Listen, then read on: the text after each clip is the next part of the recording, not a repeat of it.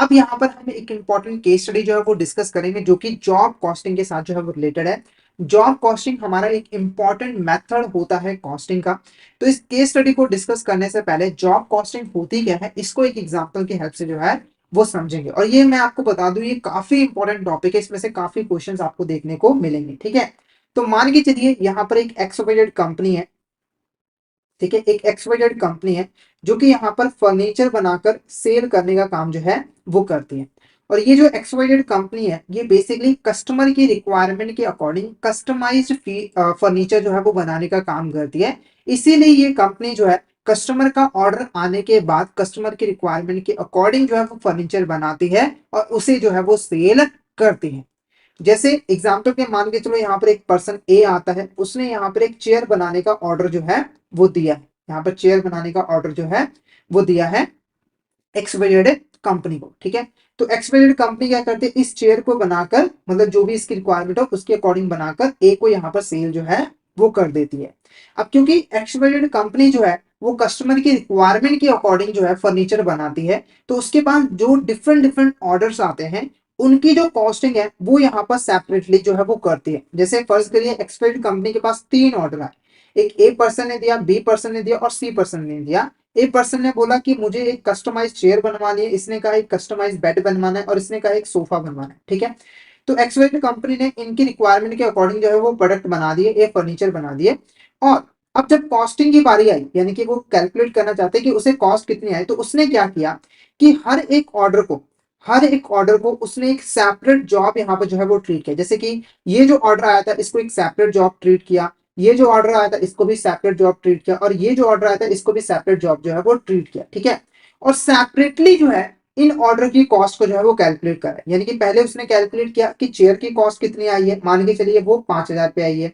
उसके बाद बेड की कॉस्ट को कैलकुलेट किया, वो 6,000 पे आई है। उसके बाद सोफा की कैलकुलेट किया तो वो 7,000 आई है। ठीक है, तो ये जो कॉस्टिंग कंपनी यूज करिए, इसी को हम क्या कहते हैं, job order costing. Job order costing क्या होती है, देखो जॉब ऑर्डर कॉस्टिंग कॉस्टिंग का एक ऐसा मेथड होता है जिसके अंदर हम इंडिविजुअल ऑर्डर, इंडिविजुअल प्रोजेक्ट को एक इंडिविजुअल जॉब के तरीके से जो है वो ट्रीट करते हैं। यानी कि आपके पास जो भी इंडिविजुअल ऑर्डर होता है उसको आप एक इंडिविजुअल जॉब जो है वो ट्रीट करते हो, और उसकी जो कॉस्टिंग है वो आप अलग से जो है वो करते हो, यानी कि सेपरेटली जो है वो करते हैं, सेपरेटली उसकी कॉस्ट को जो है वो कैलकुलेट करते हो। जैसे मैंने एग्जांपल दी थी कि आपने चेयर की कॉस्ट को अलग से कैलकुलेट किया, जो हमारी फर्नीचर था उसकी कॉस्ट को अलग से कैलकुलेट किया, और सोफा जो था उसकी कॉस्ट को अलग से कैलकुलेट किया। तो ये हमारा जॉब ऑर्डर कॉस्टिंग जो है वो कहलाता है।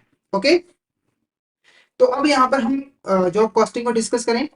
केस स्टडी क्या है, job costing is a costing method used to determine of the cost of producing specific job और प्रोजेक्ट। ठीक है, तो आपके पास जितने भी स्पेसिफिक जॉब आते हैं, यानी कि स्पेसिफिक ऑर्डर्स आते हैं, ठीक है, उसकी आप कॉस्ट जो है वो सेपरेटली जो है वो डिटरमाइन कर रहे हो, और इसी को हम जॉब कॉस्टिंग कहते हैं।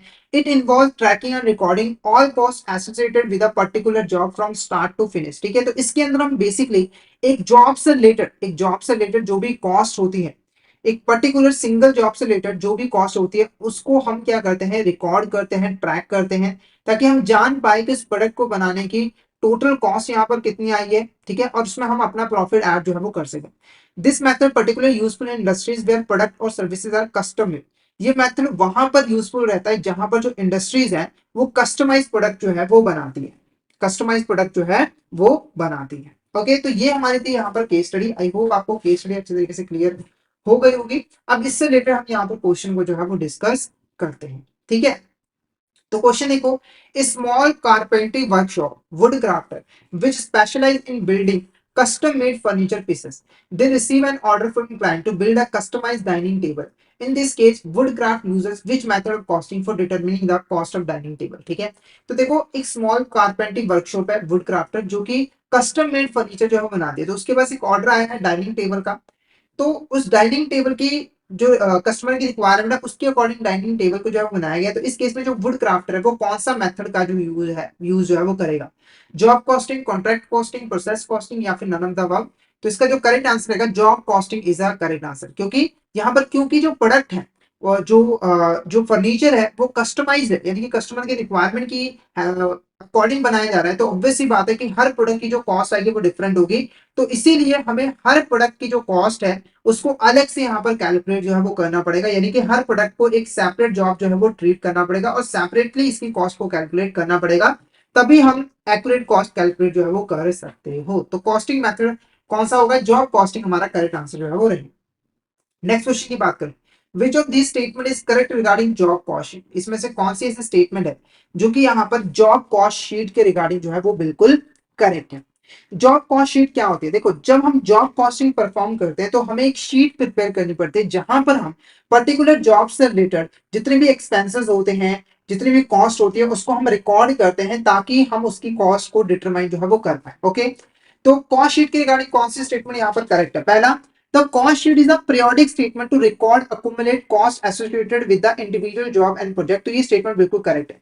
कॉस्ट शीट को हम ना पीरियोडिक बेसिस पे बनाते हैं, जैसे मंथली बेसिस पे या फिर 2 मंथली के बाद या फिर 3 मंथ्स के बाद। ठीक है, और इसका पर्पस क्या होता है कि इंडिविजुअल जॉब और प्रोजेक्ट से रिलेटेड जो भी कॉस्ट एसोसिएटेड है उसको हम यहाँ पर रिकॉर्ड जो है वो कर सके। उसके बाद it contains information on expenditure incurred on material labour and direct expenses of individual job और प्रोजेक्ट। ठीक है, तो इसके अंदर आपने मटेरियल पे, लेबर पे या फिर जो डायरेक्ट एक्सपेंस खर्च किए वो सारी चीजें रिकॉर्ड होती हैं। उसके बाद तो ये स्टेटमेंट क्या है? बिल्कुल करेक्ट है। Indirect expenses payable at periodic intervals are included in cost sheet on the basis of estimate. ठीक है, तो जो इनडायरेक्ट एक्सपेंसेस होते हैं इनको हम एस्टिमेट के बेसिस पे जो है वो रिकॉर्ड करते हैं अपनी कॉस्ट शीट के अंदर, तो ये भी स्टेटमेंट करेक्ट है। Tax, interest, dividend provisions are not recorded in the cost sheet. तो आपने जो भी टैक्स पे किया, आपने जो भी इंटरेस्ट पे किया, आपने जो भी डिविडेंड पे किया, उसे हम जॉब कॉस्ट शीट के अंदर जो है वो रिकॉर्ड नहीं करते। तो हमारा जो करेक्ट आंसर रहेगा वो ऑप्शन डी रहेगा, क्योंकि ये सारी की सारी जो स्टेटमेंट्स हैं वो जॉब कॉस्ट शीट के रिगार्डिंग यहाँ पर बिल्कुल करेक्ट है। तो फटाफट से एक बार मुझे बता दीजिए, क्या आपको यहाँ तक क्लियर है? और किसी भी तरह का डाउट हो तो आप चैट बॉक्स में मैसेज करके पूछ सकते हैं। तो फटाफट से चैट बॉक्स में बता दीजिए, क्या आपको जॉब कॉस्टिंग मेथड और जो जॉब कॉस्ट शीट है वो क्लियर हो गया है या फिर नहीं? फटाफट से बता दीजिए, ऑल इज क्लियर।